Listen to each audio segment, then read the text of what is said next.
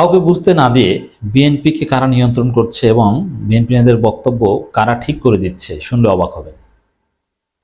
দর্শক, বিএনপি নেতারা লাগাম ছাড়া কথা বলছে, উদ্ভট কথা বলছে, ভারতের হেজিমনি প্রতিষ্ঠার কথা বলছে, আওয়ামী লীগকে রিপেট্রিশনের কথা বলছে, 24-এর গণবিপ্লবের বিরুদ্ধে কথা বলছে, 24কে ভুলিয়ে দিতে মাঠে নেমেছে।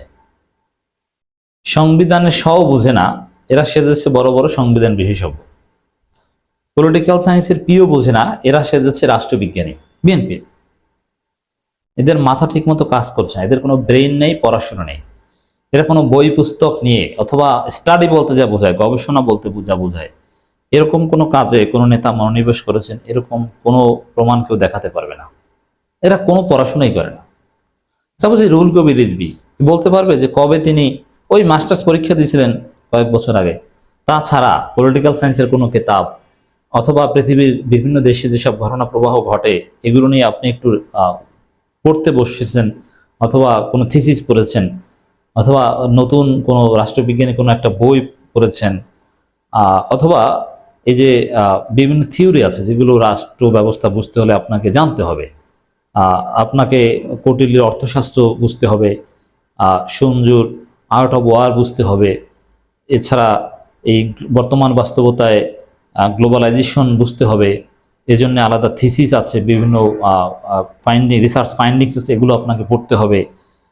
আপনাকে ক্যাপিটালিজম বুঝতে হবে, আপনাকে গ্লোবাল রিয়ালিটিস বুঝতে হবে, আপনাকে ইন্টারন্যাশনাল রিলেশনস বুঝতে হবে, আপনাকে ফরেন পলিসি বুঝতে হবে।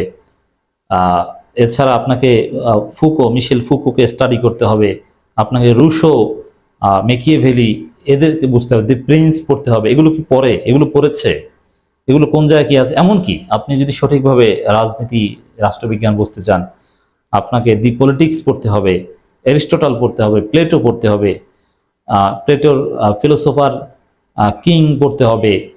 নানান কিছু আপনাকে বুঝতে হবে, নইলে আপনি রাজনীতিবিদ হতে পারবেন কিন্তু রাষ্ট্রবিজ্ঞানী হতে পারবেন না। বিএনপি নেতারা এইসব কিতাব পড়েছেন বা এগুলো তো মাঝে মাঝে রিভাইজ দিতে হয় এগুলো নিয়ে, অথবা এগুলোর উপর ভিত্তি করে যে নতুন নতুন থিসিস হয়, যে ফাইন্ডিংস আসে সেগুলো পড়তে হয়, বিভিন্ন পিএইচডি থিসিসের ফাইন্ডিংসগুলো স্টাডি করতে হয়। কোনো পড়াশোনা নেই। তাহলে বিএনপি নেতাদের বক্তব্য কে ঠিক করে দেয়? এই যে সালাউদ্দিন আহমেদ ভারতে ছিলেন, এ সালামের টাকায় বিলাসী জীবনযাপন করেছেন ভারতে। কয়টা কেতাব ছিল তার রুমে, কি কি পড়েছে বলতে পারবে? কিচ্ছু পড়েনি, অথচ কিছু বোঝে না। একসময় পড়াশোনা করেছেন, মেধাবী ছিলেন, বিসিএস ক্যাডার ছিলেন, কিন্তু গত 10-15 বছরে কোনো কেতাব পড়েছেন? পড়েন নাই। অথচ দেশে এসে এখন বিএনপির সংবিধান বিশেষজ্ঞ সাজছে, অথচ সংবিধানের সিস্টেম কিচ্ছু বোঝে না। রুহুল কবির রিজভী, আমির খসরু মাহমুদ চৌধুরী এরা সংবিধান বিশেষজ্ঞ সাজছে। আমির খসরু মাহমুদ চৌধুরী বড় ফরেন পলিসি বিশেষজ্ঞ সাজছে, অথচ এদের কোনো পড়াশোনা নেই। রুহুল কবির রিজভী পলিটিক্যাল সায়েন্সে কিচ্ছু বোঝেন না, এদের পড়াশোনা নেই, অথচ বড় বিশেষজ্ঞ সাজছেন। দেখেন এই কথাগুলো কেন বললাম যে এদের কোনো এলেম নাই। এখন এটা বলছে এই কারণে, এই যে গণপরিষদ নির্বাচনে বিরোধিতা করছে, বলছে না না নতুন সংবিধান কেন হবে, গণপরিষদ কেন? গণপরিষদ তো হয় একটা স্বাধীন ভূখণ্ড পেলে তখন। এদের জ্ঞানের দৌড় দেখছেন? গণপরিষদ নাকি স্বাধীন ভূখণ্ড পেলে হয়। এরা জানে না যে গণপরিষদ একটা রেজিম চেঞ্জের ফলে হতে পারে, একটা প্যারাডাইম শিফটের ফলে হতে পারে, নতুন সংবিধান বা সংবিধান সংশোধনের জন্য গণপরিষদ হতে পারে। এমন এক্সাম্পল আছে যে যার সংবিধান সংশোধন পার্লামেন্টে হয় না, সংবিধান সংশোধনের জন্য আলাদা গণপরিষদ নির্বাচন হয় বা সেখানে হয়। বরং পার্লামেন্ট জিনিসটা কি, সেখানে কয়জন এমপি থাকবে, কয়টা হাউস থাকবে, এটা ঠিক করবেই তো সংবিধান। সেই সংবিধান যদি না থাকে আপনি কিসের পার্লামেন্ট? নির্বাচন কিভাবে হবে এটাও তো সংবিধানে থাকবে। তো সেটা যদি না থাকে আপনি নির্বাচনটা করবেন কিভাবে? মানে এরা, অথচ ওই গণপরিষদের কথা বললেই বলে যে না এটা তো 71 সাল না, বাংলাদেশ তো নতুনভাবে স্বাধীন হয়নি। সেকেন্ড রিপাবলিকের কথা বললেই বলে যে না বাংলাদেশ তো দ্বিতীয়ভাবে। আচ্ছা, ফ্রান্সে তো অলরেডি 3-4 বার রিপাবলিক ঘোষণা হয়েছে, তার আগে 3-4 বার স্বাধীন হয়েছে। মানে এরা জানে না, বুঝে না, সারা পৃথিবীর কোনো খোঁজ খবর নাই, এরকম উদ্ভট কথা বলে। আবার interim government, what is the difference between interim government and caretaker government according to political science? এটা বিএনপি ব্যাখ্যা করতে পারবে? বিএনপির কোন নেতা আছে এগুলো বুঝে? না, এরা বুঝে না।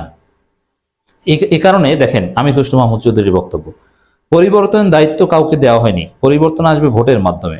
মানে সংস্কার করা আপনাদের কাজ না, সরি, এভাবে বলে দিয়েছে। আচ্ছা, শুধু কেয়ারটেকার, এই সরকারের নাম কি তত্ত্বাবধায়ক সরকার? দেখেন কোথাও লেখা ইন্টারিম গভর্নমেন্ট, অন্তর্বর্তীকালীন সরকার। অন্তর্বর্তীকালীন সরকার কি আর তত্ত্বাবধায়ক সরকার কি? এটা পলিটিক্যাল সায়েন্সে তো আছে, তাই না? তত্ত্বাবধায়ক সরকার যদি এই সরকারের নাম থাকতো তাহলে এই সরকার 90 দিনের বেশি থাকতে পারত না, এবং নির্বাচন দেয়াই হতো তাদের একমাত্র কাজ, যেটা অতীতে তত্ত্বাবধায়ক সরকার করেছে। কিন্তু এই সরকার হচ্ছে ইন্টারিম সরকার, অন্তর্বর্তীকালীন সরকার। অন্তর্বর্তীকালীন সরকার যে কোনো কিছু করতে পারে এবং তাদের মেয়াদ অনির্দিষ্ট, তারা 8 বছরের ক্ষমতায় থাকতে পারে। এটাই পলিটিক্যাল সায়েন্স। প্রয়োজনে তারা স্ট্যাবিলিটির জন্য থাকবে। তো অন্তর্বর্তীকালীন সরকার এটা, যেটা সংবিধানে এদের মেয়াদ নিয়ে কোনো ডেফিনিশন নেই। অতএব এই সরকারের দায়িত্ব কি না, এটা কি এই এই মাথামোটা আমির খসরু ঠিক করে দিবেন? যারা বিভিন্ন ক্লাবে বসে থাকেন, পড়াশোনা করেন না, তারা এগুলো ঠিক করবেন? এটা হাস্যকর। তো এই নামটা কেন? ডক্টর ইউনূস সরকার চালাক, দেখেন তত্ত্বাবধায়ক সরকার নাম দিয়েছে, দেয়নি, ইন্টারিম। অতএব সংস্কার পরিবর্তন এটা তাদের কাজ না, তাহলে কার কাজ? আপনার কাজ। আপনাকে কে দায়িত্ব দিয়েছে এটা বলতে? বিএনপির স্থায়ী কমিটির সদস্য আমির খসরু মাহমুদ চৌধুরী বলেছেন, দেশের পরিবর্তন আসবে ভোটের মাধ্যমে। নির্বাচিত প্রতিনিধিরা সরকার সংসদে গিয়ে দেশের সব পরিবর্তন আনবে, আর কাউকে পরিবর্তনের দায়িত্ব দেওয়া হয়নি এখানে। তো অতিসত্ত্ব নির্বাচনের মাধ্যমে দেশের মানুষের মালিকানা ফিরে দিতে হবে। দেখেন এদের মাথার ব্রেন কত দূর। আচ্ছা, এই নির্বাচনটা যে হবে, কিভাবে হবে, এটা ঠিক করবে কে? নির্বাচনটা কার অধীনে কিভাবে হবে, এই বিধিমালাটা কোথায় পাবেন আপনি? এটা হাসিনা ঠিক করে দিবে না আপনার বাপ মোদি ঠিক করে দিবে? কথা একটা বললেই হয়ে গেল। পরিবর্তনের দায়িত্ব এদের দেওয়া হয়নি, এদের কাজ শুধু ভোটের আয়োজন করা। তাহলে এটার নাম ইন্টারিম কেন? এদের কথা কিছু মেলে? দেখেন আমির খসরু বলেন, এখন আবার আরেক দল নামছে, এরা বলছে আমাদের এতগুলো কাজ করতে হবে, সংস্কার করতে হবে, ভোটের জন্য অপেক্ষা করতে হবে। তারা তো বুঝতে পারছে না, তারা যে শেখ হাসিনা ভাষায় আপনারা কথা বলছেন। শেখ হাসিনা নির্বাচন করতো, যে না একটু নির্বাচনে দেরি করা যাবে না, দ্রুত নির্বাচন হবে, বিএনপি আসলে আসুক, নইলে নির্বাচন। এই যে ওবায়দুল কাদের নির্বাচনের ট্রেন ছেড়ে দিয়েছে বলতো না? এর মানে নির্বাচনের জিকির করতো হাসিনা, ওবায়দুল কাদের এরা। আর বিএনপি তখন নির্বাচন বর্জনের জিকির করতো, নির্বাচনের বিরোধিতা করতো, যে না অপেক্ষা করুন, জনগণের জন্যই তো নির্বাচন। কিসের সাংবিধানিক ধারাবাহিকতার? সাংবিধানিক ধারাবাহিকতার দোহাই দিয়ে নির্বাচনের জিকির করতো বিএনপি, হাসিনা, আওয়ামী লীগ হাসিনা। এখন ওই জিকির করছে বিএনপি। আর আমির খসরু বলছে যে এটা নাকি শেখ হাসিনা। আরে ভাই, শেখ হাসিনা কি নির্বাচনের বিরুদ্ধে বলতো কিছু? নির্বাচনে কারচুপি করতো, এটা তো স্বীকার করতো না, কিন্তু উপরে উপরে নির্বাচনের কথা বলতো। তা আপনারা তো নির্বাচনে কারচুপি করবেন এবং আপনারা উপরে উপরে নির্বাচনের কথা বলছেন। তো এটা কি আমরা হতে দিব? হতে দিব না। এইসব বাটপারি করে লাভ নাই মিস্টার আমির খসরু। আমির খসরু বলেন, এখন আবার আরেক দল নামছে, এই সংস্কার হবে। তিনি আরো বলেন, আজ কিছু শক্তি যারা জনগণকে ভয় পায়, যাদের জনগণের উপর আস্থা নেই, তারা নির্বাচন ব্যবস্থাকে ভয় পায়। নির্বাচন ব্যবস্থায় কেউ ভয় পায় না, নির্বাচনের কারচুপিকে ভয় পায় আমরা।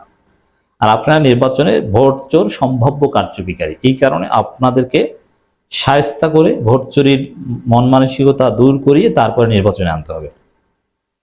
কারণ তারা জানে নির্বাচনে গেলে তাদের হয়তো সেই ফলাফল আসা দরকার যেটা আসবে না। হ্যাঁ, ভারত তো দিবে না, ভারত তো এনসিপি জামাত এদেরকে সিট দিবে না, এদেরকে কলা ধরিয়ে দিবে। আর আপনাদেরকে তো ভারত দিবে, এই কারণে আমরা এই নির্বাচন হতে দিব না। বিএনপি স্থায়ী কমিটির সদস্য বলেন, আমরা ঐক্যবদ্ধভাবে গণতন্ত্রের সংগ্রাম করছি, গণতন্ত্র ফিরে না আসা পর্যন্ত আমাদের সংগ্রাম অব্যাহত থাকবে। মানে এরা নাকি গণতন্ত্রের জন্য সংগ্রাম করছে, এখন নাই গণতন্ত্র নাই। আপনি চিন্তা করেন কেমন লাগে, কি করা দরকার, এখন নাই গণতন্ত্র নাই। মানে হাসিনার আমলে গণতন্ত্র ছিল, এখন নাই, কারণ হাসিনার আমলে ভোট ছিল।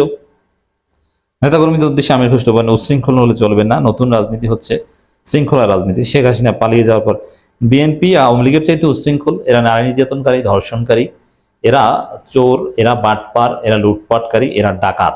এবং এই কাজগুলো, আমি যে কটা অপরাধ বললাম, এগুলো কাজ করতে যে এরা বহিষ্কার পর্যন্ত হয়েছে, পুলিশের হাতে অ্যারেস্ট হয়েছে পদধারী বড় বড় নেতা। তিনি আরো বলেন, রাজনীতিতে গুণগত পরিবর্তন আনতে হবে, আমাদের নেতাদের আনতে হবে, কর্মীদের আনতে হবে, সমর্থকদের সকল সহযোগিতায় আগামী দিনে নতুন রাজনীতি, বিএনপি যে জনপ্রিয়তা আছে তা ধরে রাখতে হবে। বিএনপির জনপ্রিয়তা নেই, এসব কথা বলে লাভ নেই। যাই হোক দর্শক, তো এই যে এক এক সময় উদ্ভট কথা বলে, যেগুলো পলিটিক্যাল সায়েন্সে কোনো এক্সিস্টেন্স নেই, যেগুলো বাস্তবতা নেই, মানে আকাশ কুসুম কথাবার্তা বলছে, এগুলো কারা ঠিক করে দিচ্ছে? আপনি দেখবেন যে বিএনপিতে এক এক সময় এক একজন নেতা লাইমলাইটে আসে। কখনো দেখবেন যে চারিদিকে রুমিন ফারহানার বক্তব্য চলছে, একটা বিতর্কিত বক্তব্য দিয়ে সেটা ভাইরাল করে দিয়েছে। আবার কখনো দেখবেন যে আমির খসরু মাহমুদ চৌধুরী, কখনো দেখবেন সালাউদ্দিন আহমেদই all in all. Salahuddin Ahmed all in all থাকলে তখন দেখবেন মির্জা ফখরুল একটু ধামাচাপা, আবার কখনো দেখবেন মির্জা ফখরুল, আবার কখনো দেখবেন যে না সবার উপর। এই যে রমজানের শেষের 15 থেকে 25 পর্যন্ত মনে হয় যেন বিএনপির নেতা একজনই মির্জা আব্বাস, আর কেউ নেই। এরকম এক একজন নেতার মাধ্যমে এবং কখনো রুহুল কবির রিজভী, আবার কখনো কখনো রিজভীর বক্তব্য এক সপ্তাহ যাবত কোনো আলোচনায় নেই। তো এই যে কখন কি বলবে, কারা বলবে, কাদের, এগুলো সব ঠিক করে দেয় এস আলম গ্রুপ আর বসুন্ধরা গ্রুপ। এগুলো সব তাদের মেকানিজম। তারেক রহমানের সাথে এস আলমের বৈঠক হয়েছে। অতএব বাংলাদেশের রাজনীতির বিএনপির দিকটা নিয়ন্ত্রণ করছে এস আলম এবং বসুন্ধরা গ্রুপ। তারা যাকে সামনে আনবে বিভিন্ন অ্যাসাইনমেন্ট দিয়ে, সাপোজ বিএনপির নেতাকে প্রয়োজনীয় স্বার্থ কোটি কোটি টাকা দিলে ওই ভারতের ন্যারেটিভ সে বলে দিবে, ওইরকম দেখবেন যে প্রত্যেক নেতাকেই বিএনপির প্রত্যেক নেতাকে এভাবে বিতর্কিত করছে। তো বিএনপিকে এভাবে বিতর্কিত করে বিএনপিকে খেয়ে দিচ্ছে, খেয়ে দিয়ে তারপরে আওয়ামী লীগকে আনার রাস্তা তৈরি করছে।